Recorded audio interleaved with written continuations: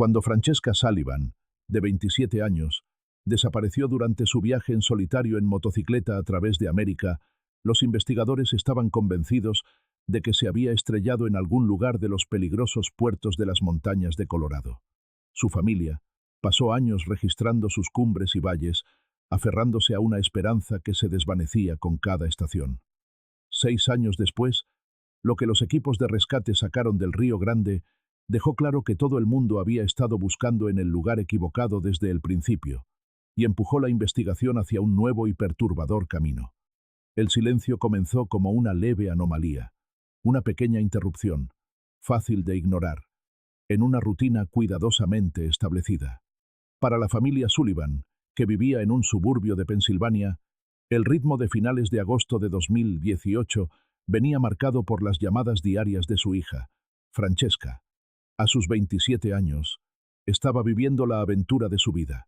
Un viaje en solitario en motocicleta a través de los Estados Unidos, una travesía que había planeado meticulosamente durante más de un año. La regla era simple, una promesa innegociable hecha a sus ansiosos padres antes de que sacara su motocicleta cargada del garaje. Una llamada o un mensaje de texto cada noche, pasara lo que pasara. El primer día, el 23 de agosto, la ausencia de su llamada se justificó con la lógica. Su madre, Eleanor, le recordó a su marido, Mark, que Francesca estaba cruzando el corazón de las montañas rocosas de Colorado. La cobertura móvil era notoriamente inestable en esos vastos y escarpados paisajes. Probablemente había encontrado un camping en el fondo de un valle, lejos de cualquier antena, y llamaría por la mañana. Mark asintió, aunque una semilla de inquietud ya había comenzado a germinar. Francesca era una planificadora. Conocía su ruta y habría anticipado las zonas sin cobertura. Al segundo día, la inquietud se había transformado en una ansiedad persistente, punzante. Las llamadas al teléfono de Francesca saltaban directamente al buzón de voz, cuyo mensaje pregrabado e impersonal contrastaba brutalmente con la voz habitualmente vibrante de su hija. Los mensajes de texto que enviaban desde sus teléfonos permanecían obstinadamente marcados como no entregados, atrapados en un limbo digital. Eleanor se encontraba revisando compulsivamente las redes sociales de Francesca, actualizando un feed que permanecía congelado en el tiempo. Su última publicación era un alegre mensaje de hacía 3 días. Las conversaciones de la familia se volvieron escuetas, el aire en la casa denso por un miedo tácito. Las racionalizaciones empezaban a sonar huecas. En la mañana del tercer día, el 25 de agosto, el silencio ya no era una anomalía. Era una alarma ensordecedora. Era algo profundamente impropio de Francesca. Era una motociclista experimentada, que había pasado años explorando las carreteras secundarias de la costa este. Era competente, prudente y muy consciente de la preocupación de su familia. Jamás les causaría intencionadamente este tipo de angustia. El viaje era una celebración de su independencia, pero ella nunca había confundido independencia con imprudencia. El último punto de contacto de la familia fue una única y radiante imagen enviada al teléfono de su madre. Era un selfie tomado desde un ángulo bajo, capturando el rostro de Francesca en un momento de pura y genuina alegría. Su amplia y sincera sonrisa parecía llenar el encuadre, sus ojos entrecerrados contra el brillante sol de la montaña. Llevaba las gafas de sol subidas en la cabeza, sujetando mechones de pelo castaño alborotados por el viento. Vestía su chaqueta de motorista blindada, azul y negra, su favorita. Detrás de ella se erigía su orgullo y alegría, una motocicleta BMW Sport Turismo roja, con el asiento trasero cargado de bolsas negras impermeables que contenían todo lo que necesitaba para vivir en la carretera durante 2 meses. El fondo era impresionante, casi irreal.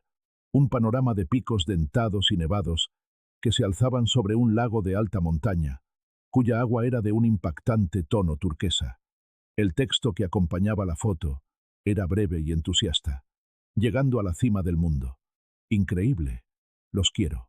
En su momento, el mensaje fue un regalo, una destilación perfecta de su espíritu aventurero. Ahora, parecía un fantasma. Era su última huella conocida, un alfiler digital clavado en un mapa vasto e indiferente. Después de 72 horas, la familia Sullivan tomó una decisión. La esperanza se había convertido en terror. Mark Sullivan cogió el teléfono y llamó a la oficina del sheriff del condado de Hinsdale en Lake City, Colorado.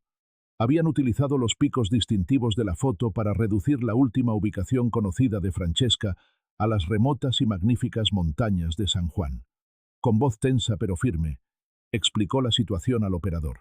Detalló el patrón de comunicación roto de su hija, su inquebrantable fiabilidad y la creciente certeza de que algo iba terriblemente mal. Proporcionó su nombre completo, Francesca Sullivan, su fecha de nacimiento y una descripción detallada de ella y de su motocicleta. Envió por correo electrónico el último y alegre selfie y el mensaje de texto que ahora parecía tan ominoso. Se presentó el informe oficial y se asignó un número de caso. Al otro lado del país, en una tranquila oficina del sheriff rodeada por las mismas montañas que tanto la habían cautivado, Francesca Sullivan era ahora, oficialmente, una persona desaparecida. La investigación oficial sobre la desaparición de Francesca Sullivan comenzó en el pequeño despacho con paneles de madera del detective David Miller, de la oficina del sheriff del condado de Hinsdale. Miller era un hombre de casi 60 años, con un rostro curtido por décadas de sol de alta montaña y un comportamiento tranquilo que ocultaba una mente aguda y metódica. Había manejado docenas de casos de personas desaparecidas a lo largo de su carrera, la mayoría de ellos excursionistas o cazadores que habían subestimado el poder puro de las montañas de San Juan. Sus casos casi siempre terminaban de dos maneras: un rescate dramático o una recuperación sombría. Esperaba lo primero, pero se preparaba para lo segundo. Su primer paso fue construir una cronología, un mapa concreto de los últimos movimientos conocidos de Francesca. La familia Sullivan ya había proporcionado la tinta emocional, la foto final, pero Miller necesitaba datos. Pasó las primeras 48 horas obteniendo órdenes judiciales y enviando solicitudes formales a la compañía de telefonía móvil de Francesca y a su banco. Las migas de pan digitales, sabía, serían imparciales y precisas. Los extractos bancarios fueron los primeros en llegar. Mostraban un patrón claro de paradas en gasolineras y pequeñas compras en supermercados, trazando una ruta lógica hacia el oeste. La última transacción fue una compra de $15,72 en una gasolinera en las afueras de Lake City, Colorado, realizada a las 11:42 de la mañana del 22 de agosto. Ese era su punto de partida. Los datos del teléfono móvil eran más complejos. Confirmaron que la última comunicación exitosa fue el mensaje con la foto, enviado desde el teléfono de Francesca la tarde del día 22. Después de eso, los registros mostraban una serie de intentos fallidos de su familia por contactarla.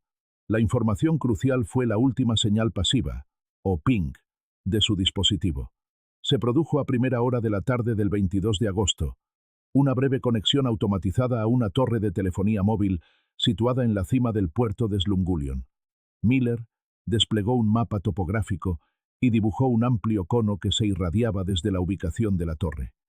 El alcance de la señal cubría unas asombrosas 300 millas cuadradas de algunos de los terrenos más abruptos e inaccesibles de los Estados Unidos continentales.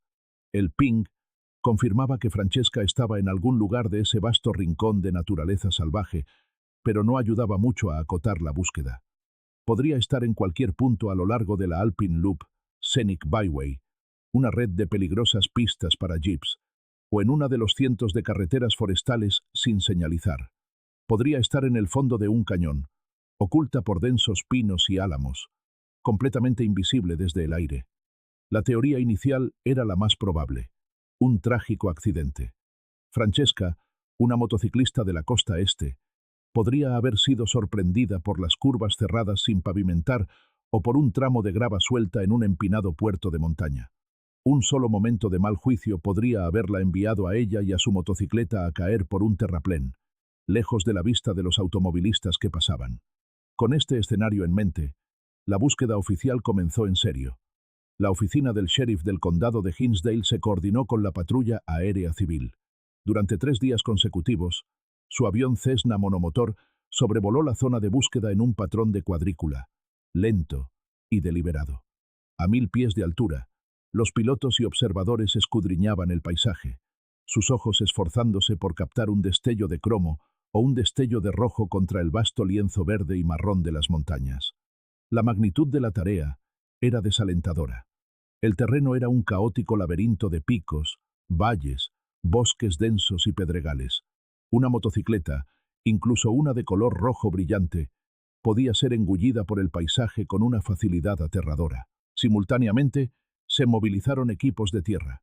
Agentes en camionetas todoterreno recorrieron las arterias principales de la zona de búsqueda, incluyendo la totalidad de la Alpine Loop.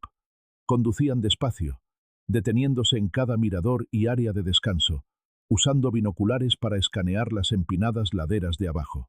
Buscaban barandillas rotas, marcas de derrape en la tierra o ramas quebradas. Cualquier señal de que un vehículo se hubiera salido de la carretera. No encontraron nada. Las montañas guardaban sus secretos. La búsqueda era agotadora, física y emocionalmente. Cada día terminaba con el mismo resultado. Ni rastro de Francesca, ni rastro de su motocicleta. La inmensidad de la naturaleza salvaje se sentía menos como un magnífico telón de fondo y más como un adversario. Después de 4 días de búsqueda infructuosa, el detective Miller desvió su atención del paisaje a las personas que lo habitaban. Comenzó una búsqueda sistemática en cada negocio a lo largo de la ruta probable de Francesca.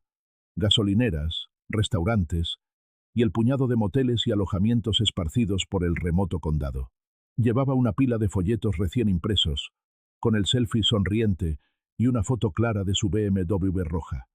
En un pequeño y rústico motel a las afueras de Lake City, obtuvo su primera pista. El propietario, un hombre llamado George, reconoció a Francesca de inmediato. Recordaba su energía brillante y su entusiasmo contagioso. Se había quedado una noche, recordó, y había pasado media hora en el vestíbulo hablándole de su viaje. Cuando Miller se disponía a marcharse, George dudó y luego añadió algo más. Dijo que Francesca había mencionado un encuentro extraño en la gasolinera del pueblo ese mismo día. Lo había contado riendo, restándole importancia al incidente como algo más extraño que amenazante, pero claramente le había dejado una impresión. Un hombre se le había acercado mientras repostaba. No estaba simplemente admirando la moto de forma casual. Fue inusualmente insistente, haciendo una serie de preguntas directas. Quería saber su destino, si viajaba sola, e hizo varios comentarios sobre el valor de una moto como la suya. George dijo que Francesca lo describió como alguien que la hizo sentir un poco incómoda, una sensación a la que no estaba acostumbrada durante su viaje. Era la primera pista tangible, el primer hilo que se alejaba de un simple accidente y apuntaba a un posible elemento humano. Miller agradeció a George y se dirigió inmediatamente a la gasolinera. El gerente de turno cooperó y juntos revisaron las imágenes de las cámaras de seguridad de la tarde del 22 de agosto. El ángulo de la cámara era amplio y la calidad de la imagen granulada, pero la escena era innegable. Allí estaba Francesca, con su chaqueta azul, de pie junto a su moto roja. Un hombre alto y delgado, con una gorra de béisbol sucia y botas de trabajo, se le acercó. El video no tenía audio, pero su lenguaje corporal contaba una historia. Francesca era educada pero visiblemente reservada, manteniendo una ligera distancia. El hombre, sin embargo, estaba animado, gesticulando hacia la moto, inclinándose más cerca de lo que sería cómodo. Después de unos minutos, finalmente se alejó, y Francesca terminó de repostar rápidamente, se subió a su moto y se fue. Miller le mostró una imagen fija del video a un agente local, quien reconoció al hombre al instante. Era un trabajador itinerante, un hombre que se movía por los pueblos de montaña, aceptando trabajos esporádicos en la construcción o la ganadería durante los meses de verano y desapareciendo cuando llegaba el frío. Tenía un nombre y un historial de delitos menores por hurto de hacía años. Se emitió inmediatamente una alerta a las agencias de policía de todo Colorado y los estados vecinos con la imagen de la cámara de seguridad y la descripción del hombre. Durante una semana, la investigación tuvo un nuevo y urgente enfoque. La teoría cambió. Quizás el hombre había seguido a Francesca desde la gasolinera, esperando una oportunidad. La pista que había generado tanta esperanza se disipó con la misma rapidez. 2 semanas después, un sheriff en la zona rural de Wyoming localizó al hombre trabajando en un rancho de ganado aislado. Fue llevado para ser interrogado. Se mostró cooperativo y pareció genuinamente sorprendido al saber que la amable mujer con la hermosa motocicleta había desaparecido. Admitió la conversación, explicando que era un gran aficionado a las motos y que nunca había visto una BMW Sport Tourer como la suya de cerca. Dijo que simplemente estaba flipando con la moto. Y lo más importante, tenía una coartada sólida y verificable para toda la semana de la desaparición de Francesca. Su nuevo empleador confirmó que había empezado a trabajar al día siguiente de ser visto en las imágenes de vigilancia, y sus tarjetas de fichaje, firmadas por su capataz, mostraban que había trabajado jornadas de 10 horas, sin una sola ausencia. Estaba a más de 300 millas de distancia cuando Francesca desapareció.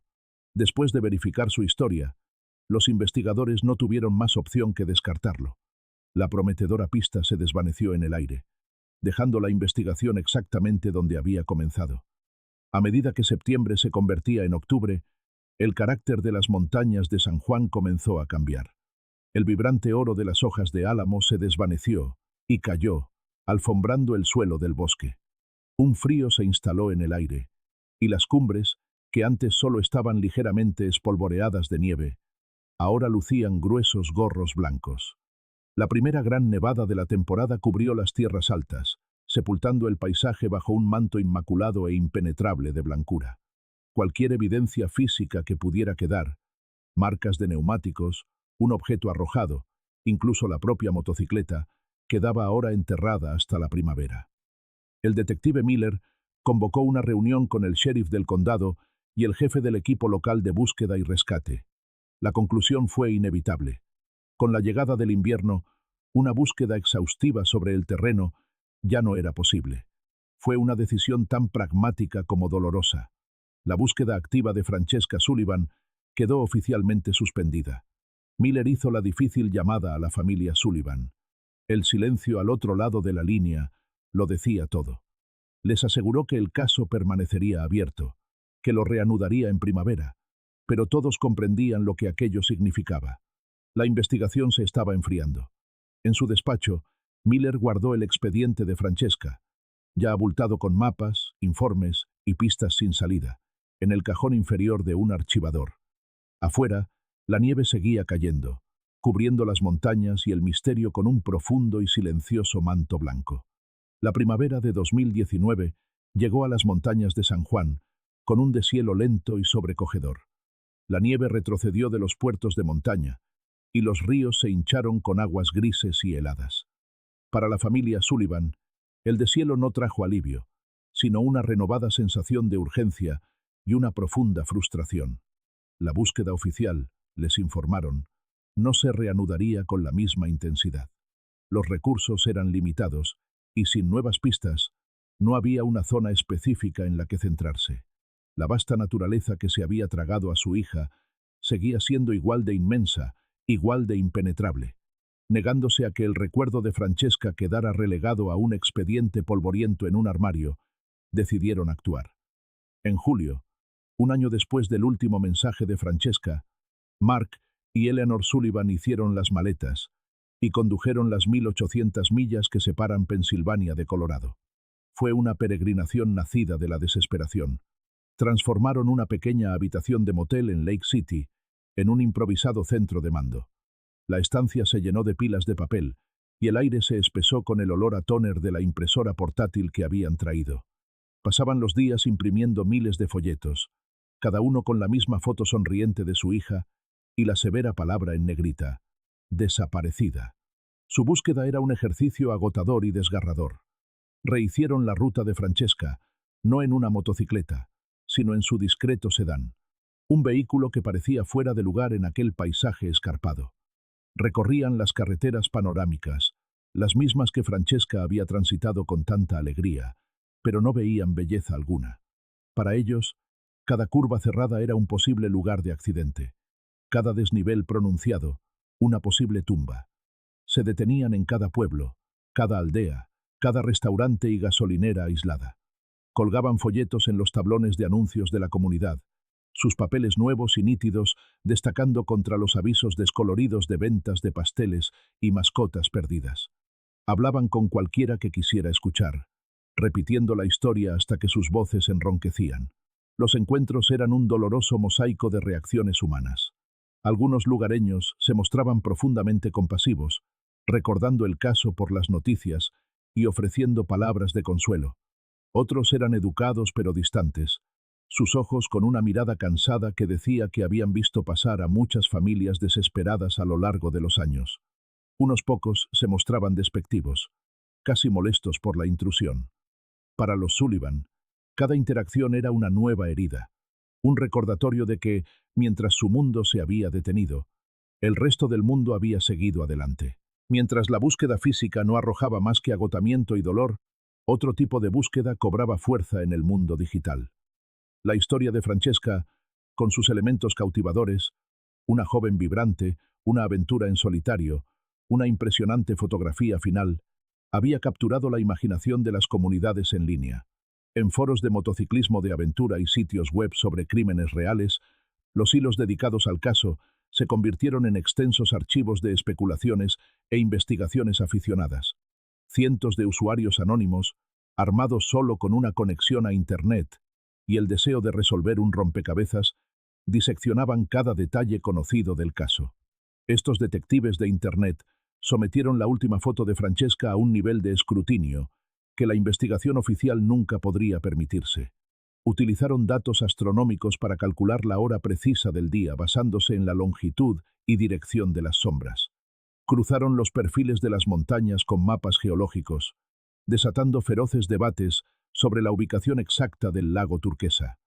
Las teorías florecían, ramificándose en una docena de direcciones. Algunas eran plausibles. Quizás Francesca había tomado una carretera secundaria sin pavimentar que las autoridades no habían considerado. Otras se aventuraban en la pura especulación. Se había topado con alguien malintencionado en un camping aislado, había sido un objetivo por su costosa motocicleta, o había orquestado su propia desaparición para empezar una nueva vida. Mark Sullivan se convirtió en un visitante nocturno de estos foros. Se sentaba en la oscuridad, mucho después de que Eleanor se hubiera acostado, con el resplandor de la pantalla del portátil iluminando su rostro cansado. Leía cada comentario, seguía cada enlace y se sumergía en cada nueva teoría. Los foros eran un arma de doble filo. Por un lado, ofrecían una extraña clase de consuelo. Allí había una comunidad de personas que se negaba a que Francesca cayera en el olvido. Su energía colectiva mantenía viva su historia, una muralla contra el silencio aplastante. Pero, por otro lado, la especulación desenfrenada, a menudo infundada, era una forma de tortura.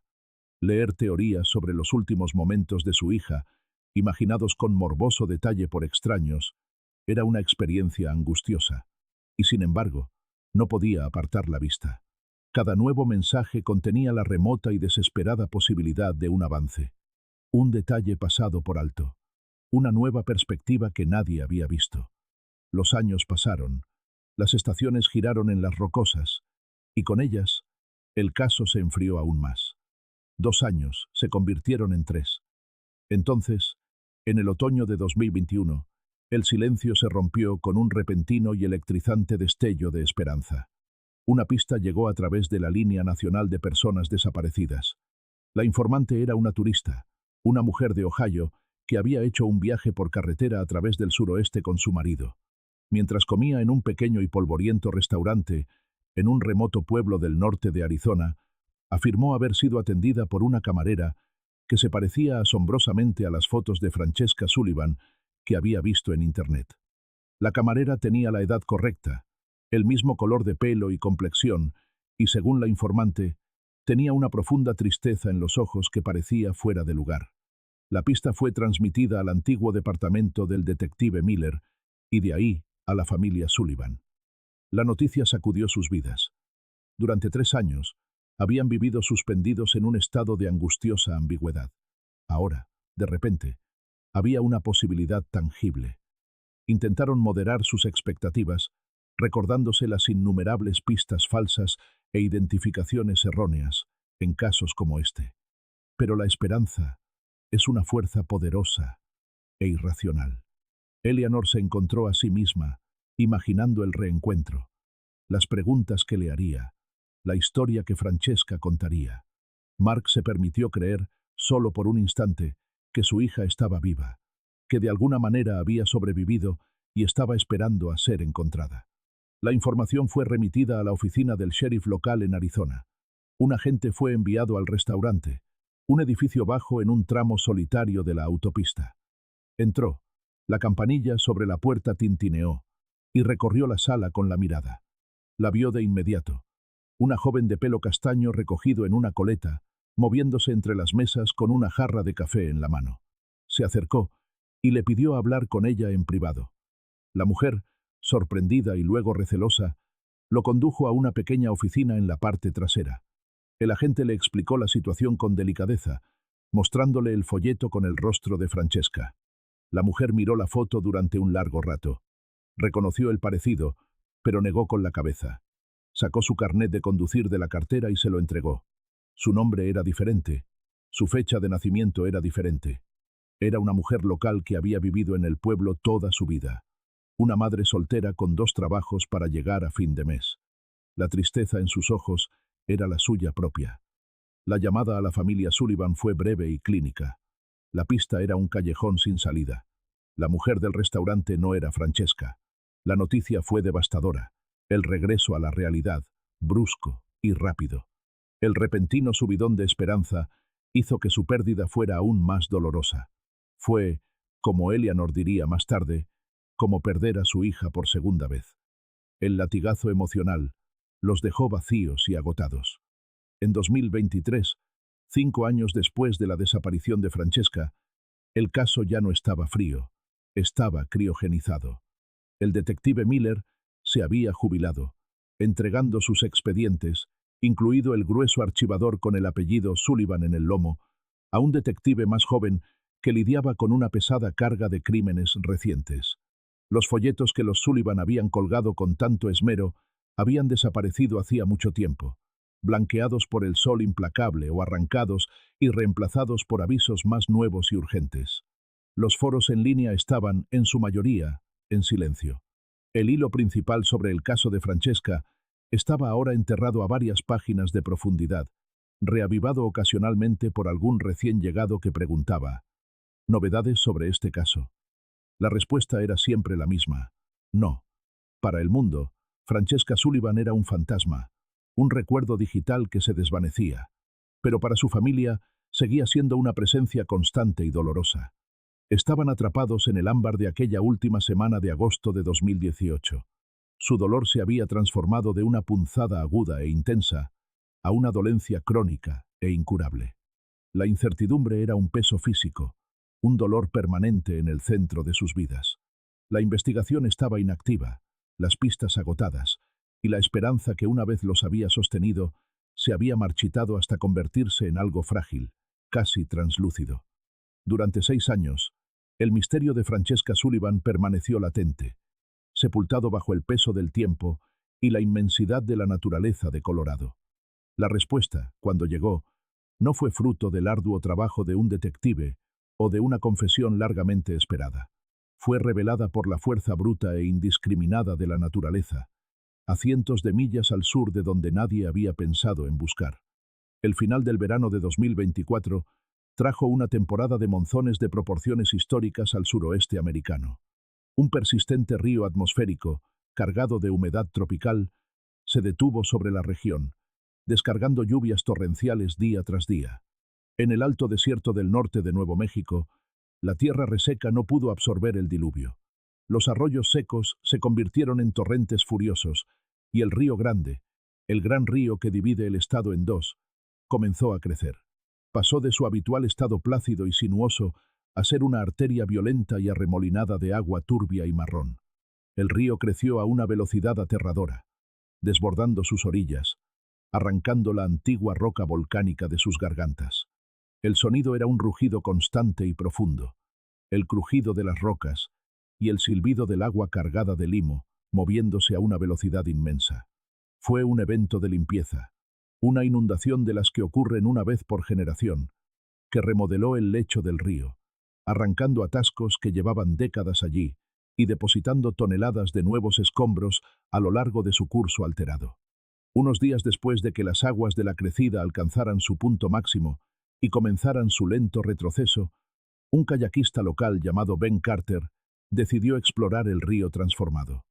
Carter, un guía fluvial de unos 40 años, conocía íntimamente el desfiladero del Río Grande.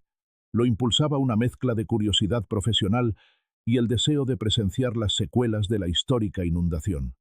El río todavía corría alto y rápido, el agua del color del café con leche, llena de árboles arrancados y obstáculos desconocidos. Navegaba por las peligrosas corrientes con destreza, su pequeña embarcación empequeñecida por las inmensas paredes escarpadas del desfiladero. Aproximadamente una hora después de iniciar su viaje, en una sección remota del cañón conocida como la Caja de Taos, vio algo que no pertenecía a ese lugar.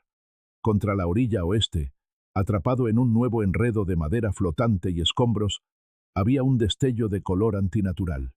Era una mancha de un rojo desvaído y embarrado, encajada entre un gran tronco de álamo y la orilla rocosa. Esa parte del cañón era naturaleza pura, completamente inaccesible por ninguna carretera o sendero. Desde su posición, en medio del río, era solo una forma extraña, un trozo de basura moderna extrañamente fuera de lugar en el paisaje primitivo. Intrigado, Carter dirigió su kayak hacia la orilla, luchando contra la fuerte corriente que intentaba arrastrarlo río abajo. A medida que se acercaba, la forma se hizo más nítida. No era un trozo de plástico ni un barril desechado. Con una repentina conmoción, reconoció la curva distintiva del manillar de una motocicleta y la parte superior de un carenado delantero que sobresalía del barro y el limo. El resto de la máquina estaba enterrado, sujeto firmemente por el inmenso peso de los escombros empapados de agua. Pudo ver que la pintura roja estaba arañada y deslucida, pero el objeto era innegablemente una motocicleta. Un nudo helado se le formó en el estómago. Nadie podría haberse estrellado accidentalmente allí. No había ninguna carretera en millas, solo los acantilados escarpados del desfiladero, elevándose cientos de pies a cada lado. Una motocicleta en ese lugar preciso solo significaba una cosa. Había sido puesta allí, deliberadamente. Comprendiendo la gravedad de su descubrimiento, Carter supo que debía informar. Hizo retroceder su kayak del atasco de troncos, fijó la ubicación en su mente triangulando formaciones rocosas distintivas en el borde del cañón y comenzó a remar con fuerza. Tuvo que recorrer casi 3 kilómetros más río abajo, navegando por aguas aún turbulentas, antes de llegar a un punto donde el desfiladero se ensanchaba ligeramente y una débil señal de móvil lograba penetrar las paredes del cañón. Encalló el kayak en una lengua de arena, con las manos temblorosas mientras sacaba el teléfono. Marcó el 911. Le explicó al operador, con voz firme a pesar de la adrenalina, que había encontrado una motocicleta en el río, en la sección conocida como la Caja del Taos, y le dio la ubicación más precisa que pudo. Subrayó que se encontraba en un lugar inaccesible a pie. La llamada fue transferida a la Policía Estatal de Nuevo México. Dada la ubicación, los primeros agentes tuvieron que dirigirse al mirador más cercano, el inicio del sendero de Mambi Hot Springs, y usar potentes prismáticos para intentar localizar el punto que Carter había descrito. Apenas podían distinguir el objeto rojo entre el cúmulo de escombros allá abajo. Confirmaron rápidamente su evaluación. Una recuperación por tierra era imposible. El terreno era demasiado escarpado, demasiado traicionero, y el río aún era demasiado peligroso para intentar un cruce. Se tomó la decisión de activar la unidad de aviación de la Policía Estatal. A la mañana siguiente, el eco sordo y profundo de las palas de un rotor resonó por el desfiladero del Río Grande. Un helicóptero Bell 407 negro con la inscripción Policía Estatal en letras doradas apareció sobre el borde del cañón. Descendió con cautela, sus pilotos navegando con pericia los vientos traicioneros que se arremolinaban entre las paredes del cañón. A bordo viajaban un oficial de vuelo táctico y un buzo del equipo de submarinismo de la Policía Estatal. El helicóptero se mantuvo en un vuelo estacionario estable a 50 pies sobre el río revuelto, el vendaval de su rotor azotando la superficie del agua hasta convertirla en un frenesí.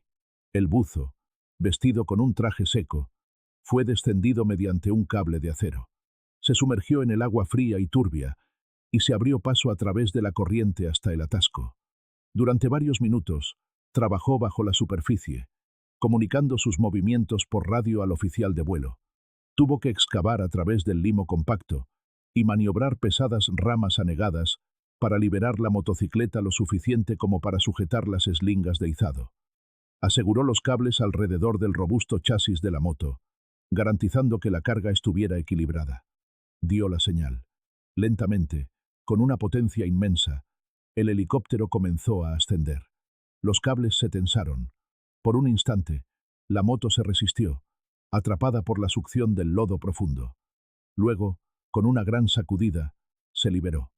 La máquina emergió del río, un objeto monstruoso y chorreante. Lodo y cieno marrón del río caían de cada grieta. Era la motocicleta roja de la foto de Francesca, pero transformada por su estancia en el agua. Pendía en el aire, un artefacto herido, suspendido entre el cielo y el río, mientras el helicóptero la alejaba con cuidado de las paredes del desfiladero. Al fondo, salvando el inmenso cañón en la distancia, se dibujaba el elegante arco de acero del puente del desfiladero del Río Grande. El helicóptero transportó su extraña carga 1,5 kilómetros río abajo y la depositó con suavidad sobre un banco de arena plano y accesible, donde esperaba un equipo de agentes y una unidad de la escena del crimen. En cuanto la moto tocó el suelo, los agentes se acercaron. Estaba cubierta por una gruesa capa de barro y algas. Un oficial usó una botella de agua y un trapo para limpiar con esmero la columna de dirección, buscando el único dato que realmente importaba. Tras un minuto de frotar la suciedad, lo encontró. Una pequeña placa metálica grabada con una serie de letras y números. Leyó en voz alta el número de identificación del vehículo a otro agente, que lo transmitió por radio al operador de la policía estatal. Esperaron. Los únicos sonidos eran el murmullo del río y el crepitar de la radio policial. Pasaron unos minutos, y entonces la voz del operador regresó, nítida y teñida de sorpresa. El número de identificación vehicular arrojó una coincidencia positiva. La motocicleta, una BMW G310R de 2016, estaba registrada a nombre de una tal Francesca Sullivan. El operador continuó, con un tono ahora más urgente. El vehículo estaba vinculado a un caso de persona desaparecida de gran repercusión mediática. Un caso que se había enfriado hacía 6 años, archivado por la oficina del sheriff del condado de Hinsdale, en Colorado. Una ola de silencio atónito recorrió a los agentes en la orilla. Miraron desde la moto cubierta de lodo hacia el puente lejano. No se trataba de un caso local. No era una moto desechada recientemente. Era un fantasma de hacía 6 años. Un misterio que acababa de emerger de las turbias aguas del Río Grande. El descubrimiento de la motocicleta provocó una onda expansiva que sacudió 3 vidas distintas, colapsando 6 años de tiempo en un único e impactante momento. En Nuevo México, el caso fue asignado al detective Mateo Reyes, de la Oficina de Investigaciones Criminales de la Policía Estatal. Reyes era un investigador agudo y paciente. Un hombre que había forjado su carrera resolviendo el tipo de casos complejos y con múltiples capas que otros encontraban desalentadores. Comprendía que los casos sin resolver no eran solo expedientes antiguos, eran un dolor latente, y sus primeras acciones se guiaron por esa comprensión. Su nuevo caso comenzó con una sola fotografía, la BMW roja goteando lodo en la orilla del río. Su primera llamada fue una cortesía profesional, un puente a través del tiempo y las fronteras estatales hasta el hombre que lo había empezado todo. Rastreó el número de David Miller y localizó al detective retirado en su casa de un tranquilo suburbio de Colorado. Miller escuchó en un silencio atónito mientras Reyes detallaba el hallazgo en el desfiladero del Río Grande. Durante 6 años, a Miller le había perseguido el caso Sullivan, la sensación de que se le había escapado algo, de que la inmensidad de las montañas le había vencido. La noticia de que la moto había sido encontrada tan lejos no solo fue un shock, era una profunda reivindicación de su persistente instinto de que nunca se trató de un simple accidente. Ofreció a Reyes su total cooperación, prometiendo enviarle de la noche a la mañana sus notas del caso originales y extraoficiales, aquellas llenas de sus propias teorías y garabatos sin salida. La segunda llamada de Reyes fue infinitamente más difícil. Marcó el número de la familia Sullivan. Mark Sullivan, respondió al segundo tono.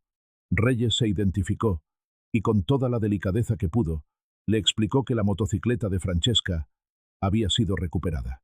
El silencio al otro lado de la línea era denso, cargado con el peso de 6 años de preguntas sin respuesta.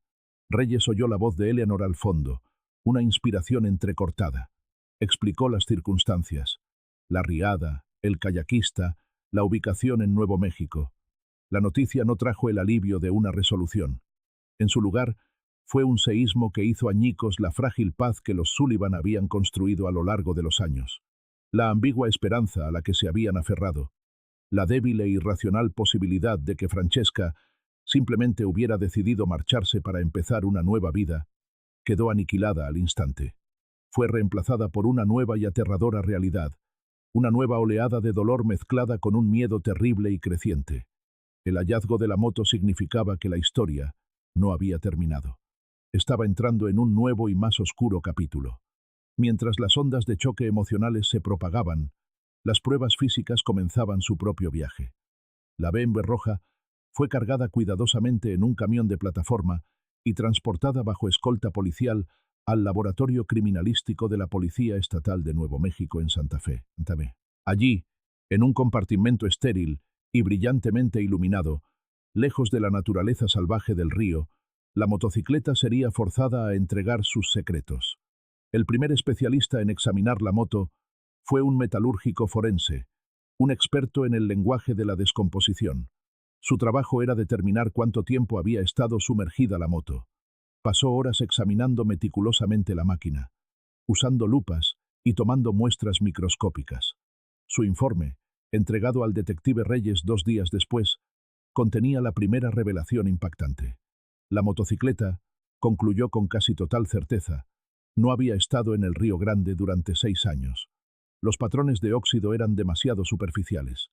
Un vehículo sumergido tanto tiempo en un río activo mostraría una corrosión profunda y generalizada, especialmente en componentes de acero, sin tratar como los discos de freno y la cadena. Esta moto mostraba una oxidación superficial significativa, pero no la profunda descomposición estructural que cabría esperar. Además, la vida acuática, las algas y las colonias microbianas encontradas en las grietas de la moto eran consistentes con una sola temporada de crecimiento, no con múltiples ciclos de heladas invernales y floraciones estivales. Su evaluación final fue asombrosa. La moto había estado en el agua 1 año como máximo, y probablemente tan solo de 6 a 8 meses. Este descubrimiento alteraba fundamentalmente la cronología de los hechos. Si la moto solo había estado en el río 1 año como máximo, ¿dónde había estado durante los 5 años anteriores?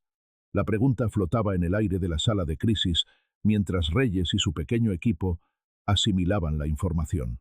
La segunda revelación no tardó en llegar desde otro laboratorio. Un experto en reconstrucción de vehículos había analizado los daños físicos de la moto, y sus conclusiones fueron igualmente revolucionarias. Informó de una ausencia casi total del tipo de daños asociados a un accidente de moto típico.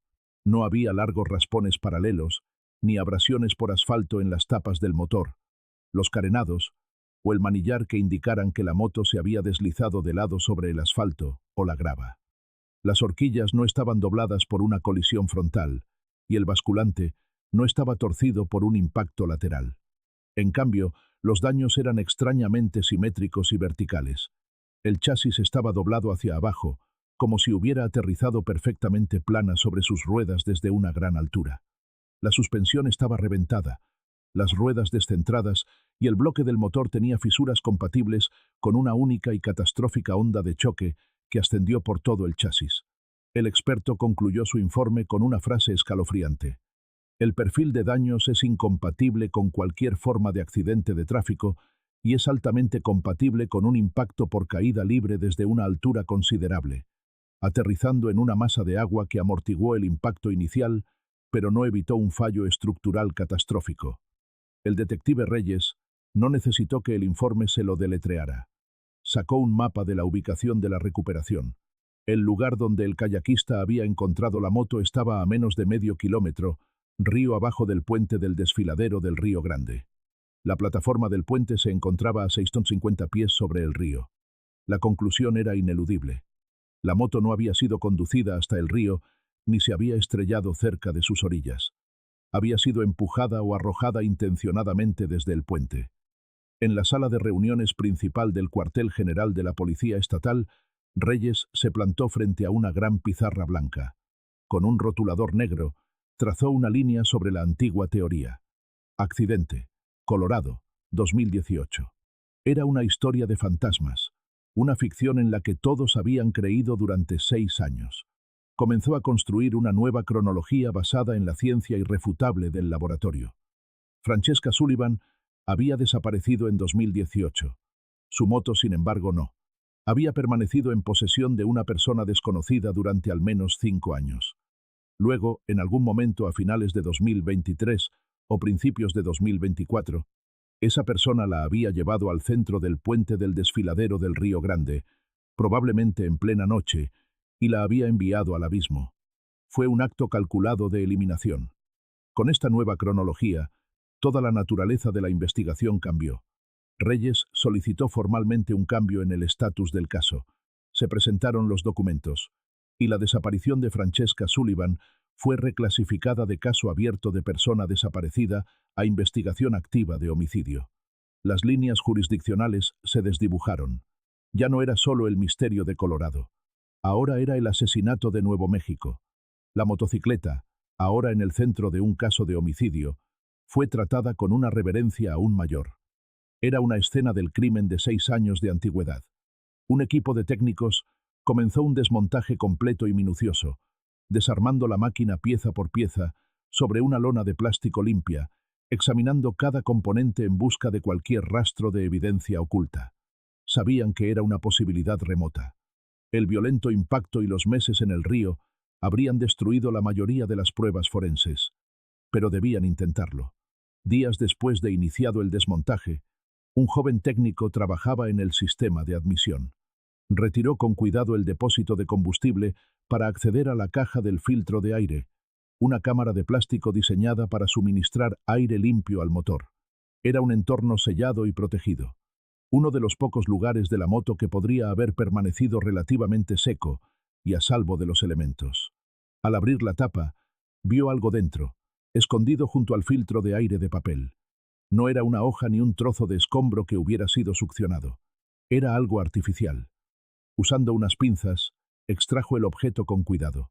Era un pequeño y frágil trozo de papel, doblado en un apretado cuadrado. Estaba descolorido y manchado de agua por los bordes, pero el centro estaba sorprendentemente bien conservado. Lo desdobló con delicadeza. Era un fragmento, arrancado de una página más grande. El papel era fino, brillante, del tipo que se usa en los atlas de carreteras. En él se veían las tenues líneas rojas y azules de las autopistas estatales y las carreteras comarcales, y la tipografía inconfundible de un mapa impreso. Mostraba una pequeña y poco poblada sección de un condado rural del norte de Nuevo México, no muy lejos de la frontera con Colorado y a solo 2 horas en coche del desfiladero del Río Grande. Uno de los pequeños pueblos marcados en el fragmento de mapa estaba débilmente rodeado con un círculo de bolígrafo azul. El descubrimiento envió una nueva descarga de electricidad a través de la investigación. Era la pista que habían estado buscando, un vínculo tangible entre la motocicleta y un lugar específico. Era un mensaje del pasado, preservado por azar en los confines oscuros y secos de la caja del filtro de aire. ¿Por qué estaría allí? Quizás era de Francesca, un trozo del mapa que usaba para orientarse. O, más aterrador aún, tal vez pertenecía a su asesino, un recordatorio de una ubicación, guardado y olvidado durante años. La teoría final y espeluznante comenzó a tomar forma en la mente de Reyes. Francesca no había desaparecido en los altos pasos de las montañas de San Juan.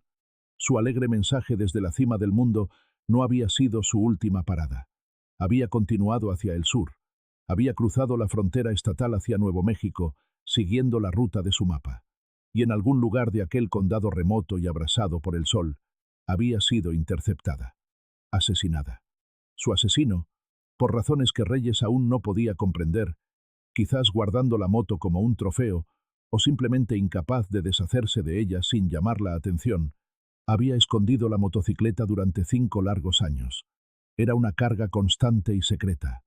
Finalmente, decidiendo cortar el último lazo con su crimen, la había arrojado desde el puente, creyendo que se perdería para siempre en las profundidades del Río Grande. El descubrimiento del fragmento de mapa no era una llave, sino una brújula. Dirigió todo el peso de la investigación reabierta hacia un condado específico y escasamente poblado en el alto desierto del norte de Nuevo México. El pueblo, rodeado con un círculo en el frágil trozo de papel, se convirtió en el epicentro de una nueva e intensa búsqueda.